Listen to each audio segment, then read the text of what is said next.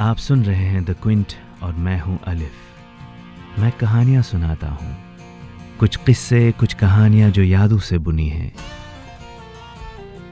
कुछ सपनों की कहानियां और कुछ अपनों की कहानियां। आज की कहानी एक अनोखी कहानी है और कहानी का नाम है आईना। अब इस कहानी के किरदार सच्चे हैं या इमेजिनेटिव, ये आप तय करेंगे। मैं तो बस कहानियां सुनाता हूं। शाम के करीब 7 बजे होंगे या फिर 9 बजे। दरअसल मुझे वक्त का कोई सही अंदाज़ा ही नहीं है। मुझे तो ये भी नहीं पता कि इस वक्त दिन है या रात। न जाने कितना अरसा बीत गया है इस तहखाने में। यहाँ तो बस कैदियों की चीखें और पहरेदारों की आवाज़ सुनाई देती है। दिन की रोशनी का कोई अता पता ही नहीं। अब मुझे ये भी नहीं पता कि इस तहखाने से आगे मेरा नसीब क्या होगा। बाहर की दुनिया में क्या क्या बदलाव आया होगा। क्या शाहजहानाबाद अभी भी आबाद होगा या ये शहर भी पूरी तरह से उजड़ चुका होगा। मैं तो बस दुआ कर सकता हूँ कि इस शहर को फिर से देख लूँ। वो रौनकें वैसे ही आबाद हों जैसे मैंने देखी हुई थी। कुछ वक्त बाद तहखाने का दरवाज़ा खोला गया और 2 सिपाही अपने अफसर के साथ मेरी तरफ आते गए। वो सिपाही मुझे उस गर्द आलूद कोने से उठाने लगे। ऐसा बड़े वक्त के बाद पहली बार हुआ कि किसी इंसान के हाथों ने मुझे छुआ। मैं तो इंसानों की शक्ल तक भूलने को आ गया था। ये अफसर अंग्रेज़ था और अंग्रेज़ी में अपने सिपाहियों से बोला कि मुझे एहतियात से उठाएं, वरना जनरल साहब सबको छोड़ेगा नहीं। मुझे तो कोई अंदाज़ा भी नहीं है कि ये कौन है और ये किस जनरल की बात कर रहे थे। आखिरी जनरल जिससे मेरा सामना हुआ था वो जनरल निकलसन था, जिसने मेरे रफ़ीक मालिक बहादुर शाह ज़फ़र को, खैर मैं उस दिन को याद नहीं करना चाहता। सिपाही मुझे दोनों हाथों से उठाकर दिन के उजाले में बाहर निकाल लाए। सूरज की मध्यम रोशनी से अंदाज़ा हो रहा था कि सर्दी का मौसम है। कुछ सिपाही बैरक में बैठे आग के अलाव के पास हाथ सेक रहे थे, कुछ दरवाजे पर पहरेदारी कर रहे थे और कुछ सिपाहियों की टुकड़ी रोज़ाना की तरह मार्च पास कर रही थी। आसपास कुछ ट्रक्स और जीप्स वगैरह भी खड़ी थीं और पास में ही अस्तबल में घोड़ों की कतार थी। चीज़ें काफ़ी बदल गई थी। बहुत सारे सिपाही बंदूक ताने हुए खड़े थे, एकदम नए तर्ज के हथियार और नई तरह की गाड़ियाँ। खुदा ही जाने कि कौन सा ज़माना था और कौन सा साल था। मुझे तो ये तक नहीं मालूम था कि दिन कौन सा है या महीना कौन सा चल रहा है। आसमान बादलों से भरा हुआ था और सूरज कभी किसी एक लम्हे के लिए बादलों से झांक रहा था। एक हिंदुस्तानी अफसर मेरे करीब आकर मेरी जांच करने लगा। मेरी लंबाई, चौड़ाई, शीशा और मेरा फ्रेम, ये सब जांच कर लिख लिया गया। और फिर उस अफसर ने अपने सिपाहियों से पूछा, आज डेट क्या है? एक छोटे कद के सिपाही ने जवाब दिया, साहब आज 25 फरवरी है। अफसर ने फाइल में डेट लिखा, 25 फरवरी 1919, दिल्ली। ये सुनकर पहली बार मुझे अंदाज़ा हुआ कि तहखाने में मुझे 50 साल से भी ज़्यादा वक्त तक बंद रखा गया था। 50 साल का वक्त काफ़ी लंबा होता है। मैंने तो शहर को पिछली बार 1857 में देखा था। अब एक नई सदी में आ गया हूँ। उस एक पल के लिए मेरे अंदर के भरे हुए अक्स जज्बात से उमड़ पड़े।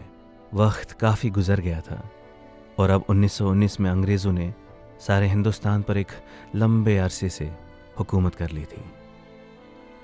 मुग़लों का वक्त कब का ख़त्म हो चुका था। अब वक्त था ब्रिटिश इंडिया का। उस अफसर ने अपने सिपाहियों को हुक्म दिया कि मुझे ट्रक में हिफाजत से भर दिया जाए और अमृतसर के लिए रवाना किया जाए। मुझे इतने सालों बाद पहली बार दिल्ली से बाहर भेजा जा रहा था। एक पल के लिए तो यूं लगा कि मैं भी अपने मालिक शहनशाह बहादुर शाह ज़फ़र की तरह क़ैद करके जिला वतन किया जा रहा हूँ। उन्हें भी तो इसी तरह बांध कर शहर से बाहर किया गया था ना।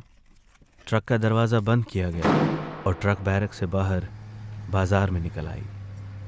हाय, बड़े दिनों बाद मैं इस बाजार को देख रहा था, पर ताज्जुब की बात यह थी कि इस शहर की रौनक छिन गई थी। कारोबार तो हो रहा था, पर चेहरे गमगीन थे। शहर के सारे लोगों में उदासी थी।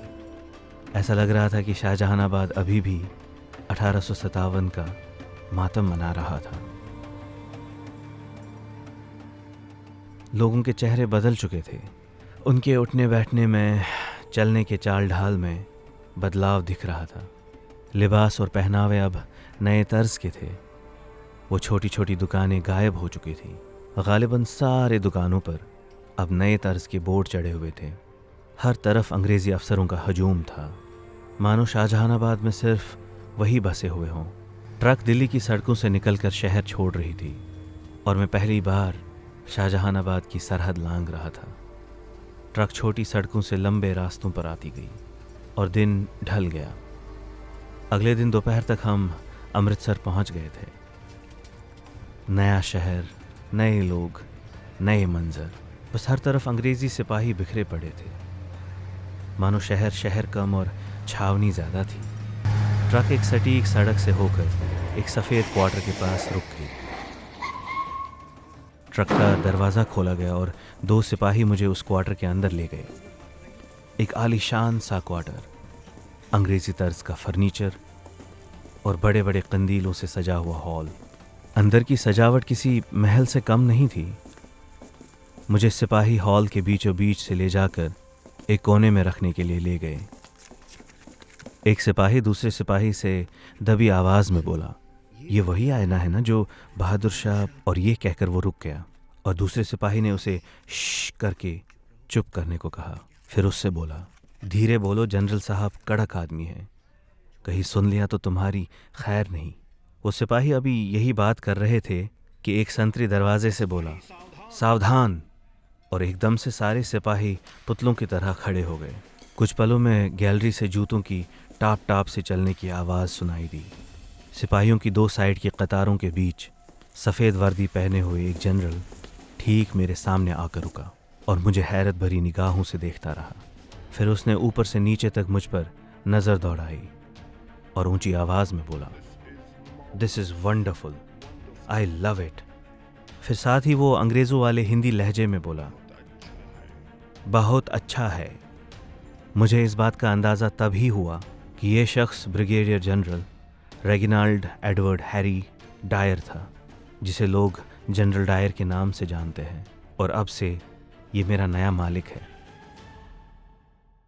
पूरी कहानी सुनने के लिए डिस्क्रिप्शन में दिए गए लिंक पर क्लिक करें। किस्से कहानियाँ आप Google podcast, Apple podcast, Spotify और जियो सावन पर भी सुन सकते हैं।